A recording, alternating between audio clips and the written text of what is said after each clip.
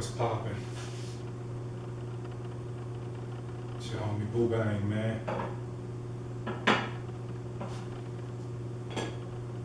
Back with another motherfucking last little session of my testimony. Stopped at session 7.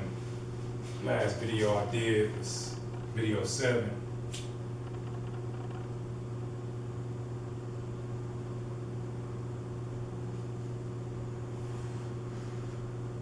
I know last video and shit, it kind of went off on a little rant and shit, right? Nigga was feeling uneasy, man. You know, there's a lot of shit going on. Nigga trying to deal with it the best way he can, you know, without clocking out, you dig? You heard? So, you know, I went back and looked at that video and shit, I'm like, yeah. Plus I drunk a couple beers and shit before I did that motherfucker too. So I could see where I was having issues with some of my thought process and speaking, right? Well, you know, anyway, that's neither here or there though, but this new session, right? And I, you know, continuing talking about my testimony. And I'm just gonna go ahead and get to it so I can end this out because there's a lot of more important information I feel I need to be talking about and discussing. You know, more important than just one being myself, you know what I mean? Talking about myself, it's got a bigger picture that I need to be discussing. But anyway, so I stopped off, I was talking about, you know, I didn't get back to the 2 letters I had got when I was in Georgia, right? So these 2 letters come in and shit. When I got them and shit, I told you about that. You know, and I remember, you know, when I was in Oklahoma, when I was locked up in Oklahoma for them 30 days, I remember telling my sister, and I think my baby mama, my BM, a couple other people and shit, I was talking to on a regular basis, you know, the 30 days I was in there. I remember telling people about those 2 letters and about my storage unit. You know what I mean? So when I sit back and think about it, I'd be like, damn, I wonder if me talking over that telephone, you know, in the county down in Oklahoma talking about those 2 letters, I wonder if that put somebody on my shit to where they stole it. You know what I mean? Could have been that, you know, it's conspiracy type of shit, but you know. Anyway, I just remember that, and I remember, now that I think about when that judge said, Jack, we weren't gonna forget you, Mr. McMurray.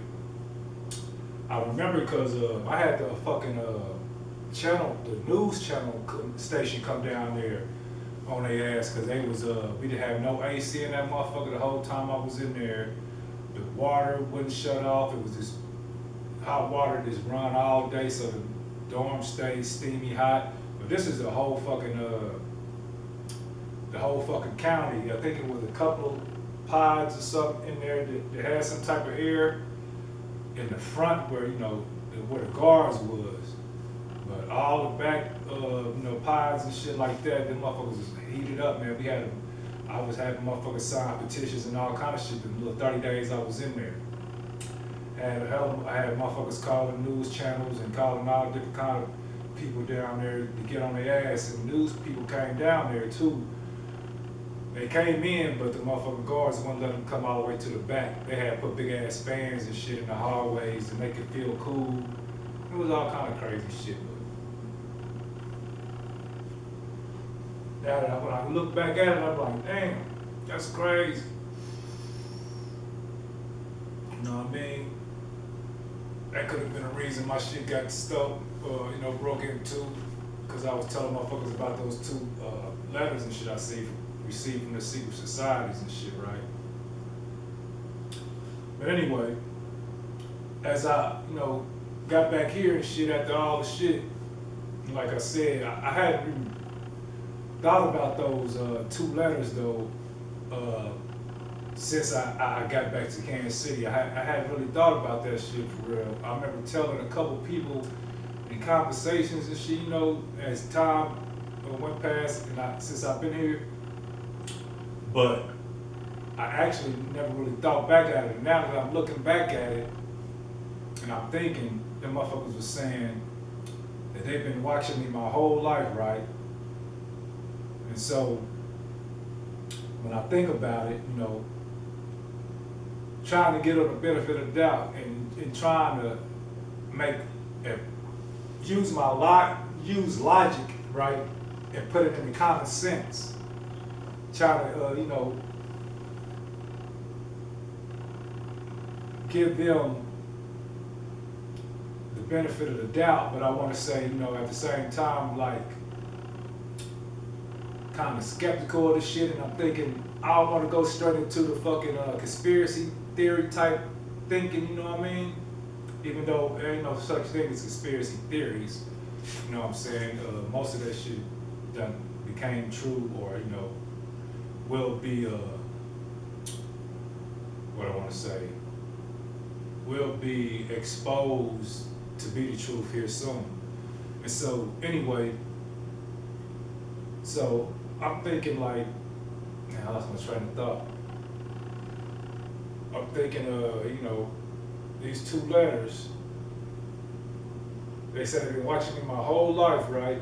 So I'm like, okay, I understand the educational system, right? So we all kind of being monitored through the educational system, as soon as we get into, kindergarten or whatever, preschool or whatever, somewhere somebody's, keeping records of our progress and, how we do in school, right? That's how we get our grades and shit like that. So it's all kept in files on the subject matter and different things that we're good at as we progress through school, right? And so I'm thinking, okay, maybe it's because the motherfuckers been, watching me through the school system, you know what I'm saying? And that's what they may be talking about. They've been watching me my whole life. But then I gotta say, okay, on another scenario,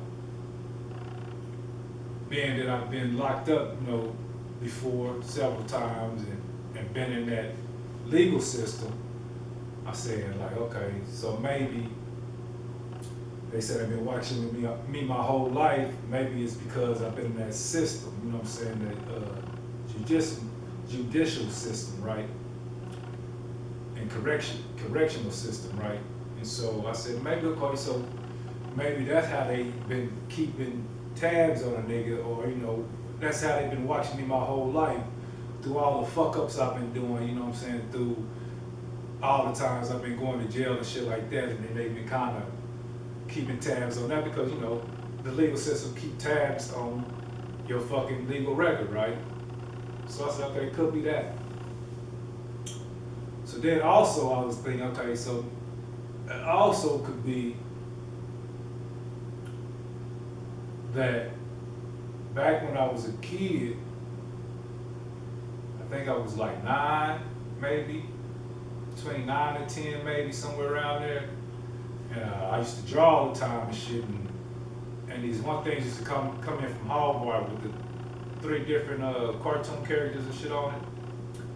Anyway, I used to draw them motherfuckers, and all the time I used to draw them, every little different character.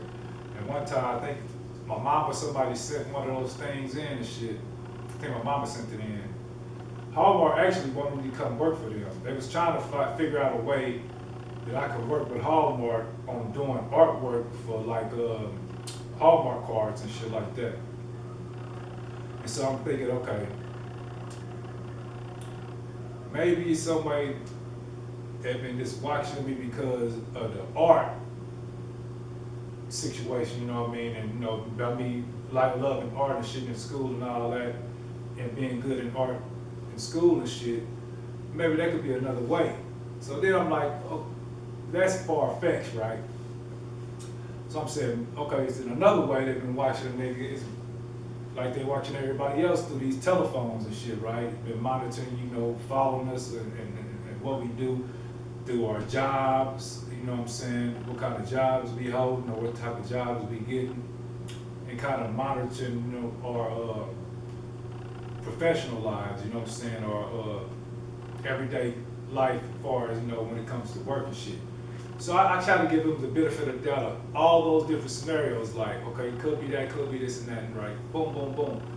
So I'm like, nah, hell nah, though. It could be all that, all of the above, right? It could be all of the above. It could be all those scenarios that the reason they've been monitoring me and watching me, right? But I'm saying, so I started thinking back at it, so I'm saying, like, if them motherfuckers been watching me my whole life, I'm thinking, like, how close was they monitoring me? Was it just like I said, with my name pop up at jobs or in the school education system or in the legal system? Is that how they've been monitoring me when those times occurred? Or have they been peeking in on me, like, actually, monitoring me, like, physically, like, sending in different people to watch me, you know what I'm saying, like, in my life, all through my life, because they have been sending different people into my life to get acquainted with me, to kind of keep tabs on me and shit like that, right? Or, could it be that they actually been watching a nigga like the feds watching a nigga, you know what I'm saying, like detectives watching a nigga? Could they been watching me like that too, you know what I'm saying? So I'm thinking all these different scenarios and like, damn, if these fuckers have been watching me all my life, they know every fucking thing I done, right? Like I can't say nothing else, you know what I'm saying? They know everything I done. So I'm like, damn, if that's the case, them motherfuckers done see me do some fucked up shit. And all I could think in my head, hopefully, if that is the case, the motherfuckers watching me, hopefully I didn't get nobody else in trouble in the times, you know what I'm saying, that I'm dealing with different people and fucking with people, right?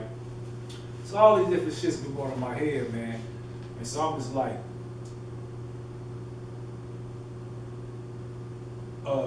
when you think about the secret society shit,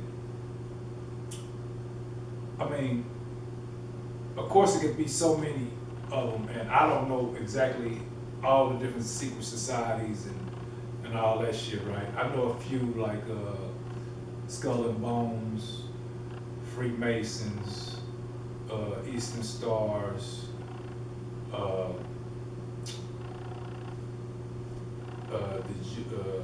Jesuits.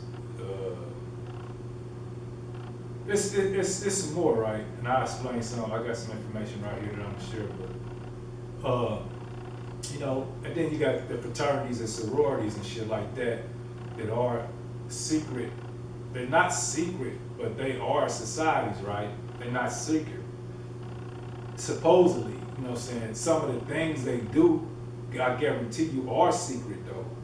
But for the majority of it, they are corporations, basically. Corporations built outside of the school. But you gotta understand, when all these sororities and fraternities have that incorporated at the end of it, that is a business, right? So these fraternities and sororities are businesses. So that's why you see these people that's in these fraternities and sororities having to do like community service work and have to do, bring in dues and shit, have to go bring in money and put it into the pot and shit like that, and help raise money. And that's why you get these fraternities and sororities creating these non-profit organizations, supposedly supposed to be non-profit organizations, and these different organizations, social organizations that supposedly be created to help the communities and to service the communities, right? Like the NAACP, for just for one thought. And so when it comes to that, it's like these things go deep, man, when it comes to the secret societies, right? And so when you look into these secret societies, also they do a lot of different rituals, right? And they all have a particular Greek god or goddess that they praise or idolize, right? Or that supposedly be over that sorority, right? Or fraternity.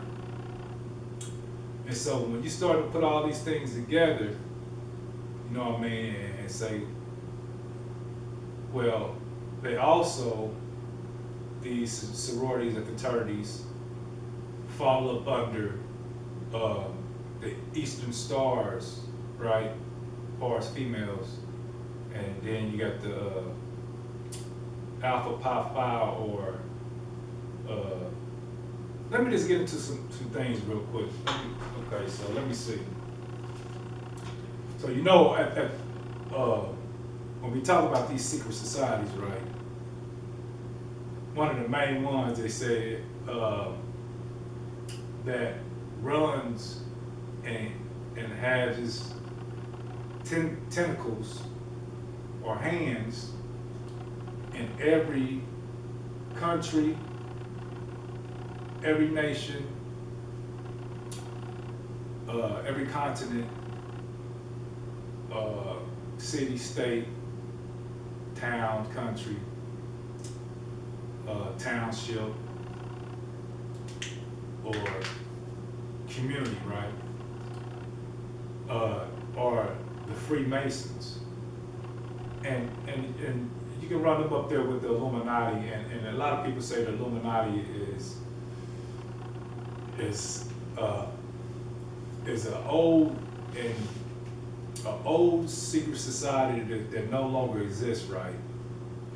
And we can argue that thought, you know what I mean? But it only means the illuminated ones, right? Illuminati means the illuminated.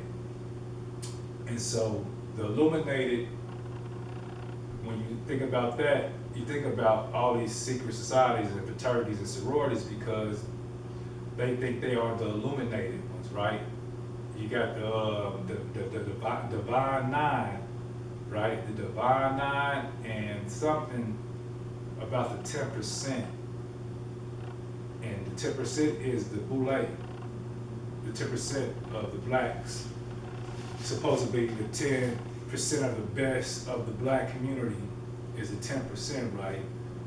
Which is the Boule, those blacks, they claim to be the 10% or the cream of the crop of the black community.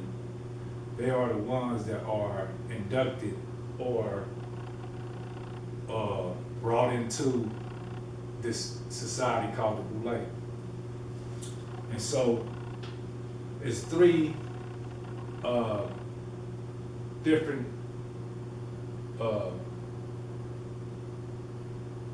groups of Freemasons, right? So the first of all, the regular original Freemasons created a third. There was only two different groups of Freemasons, and they created the third Freemasons for the black community, for black members, right? So now they accept them into their society because they need them as the gatekeepers, right?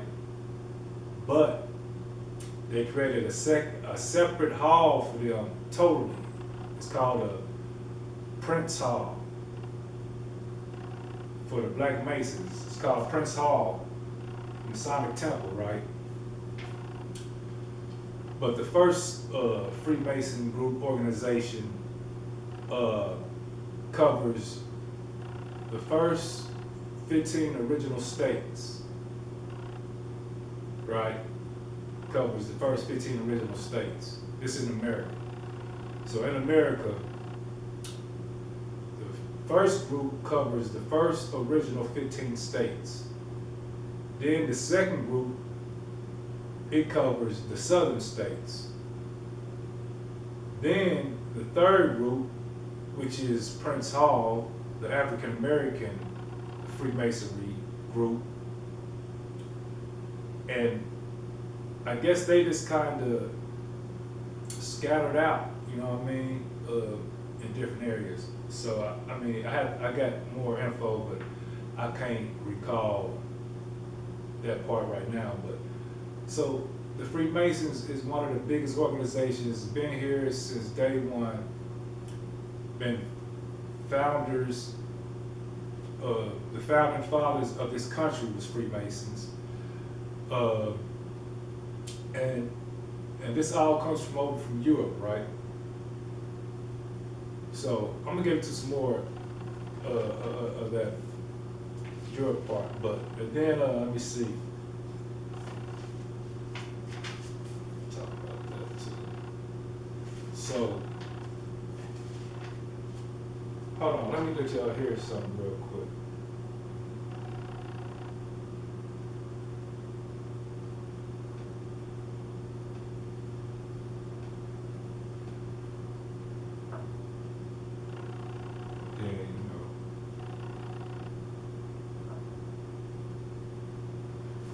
This is on a news right there. I'm gonna give you a news clip so y'all know that when I say as far as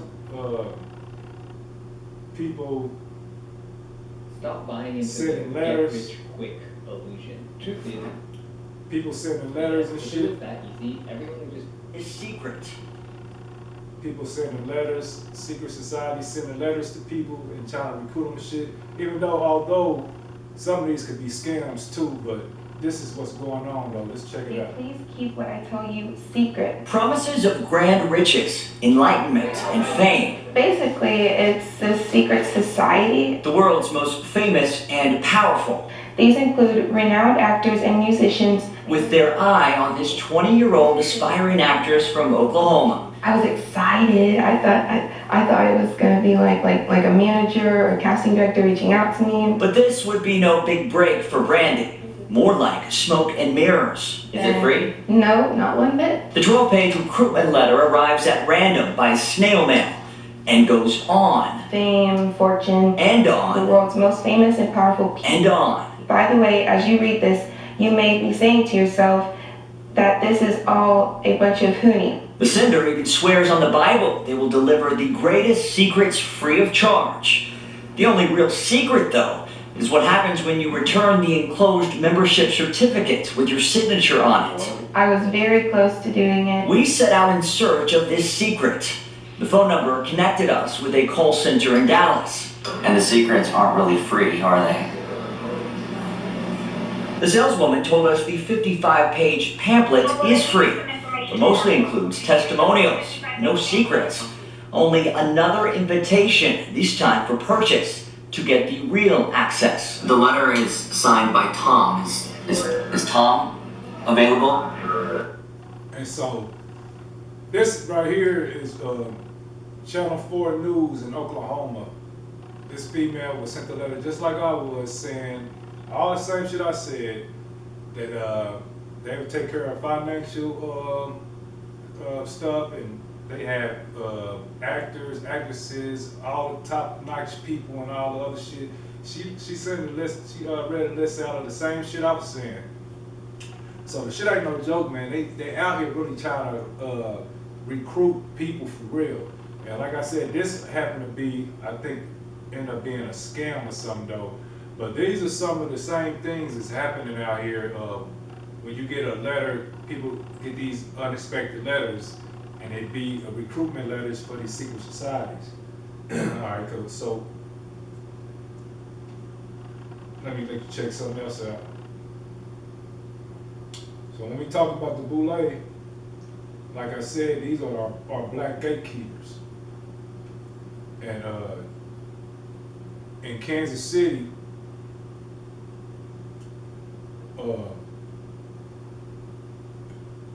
they said our city was founded supposedly. There's nothing more powerful.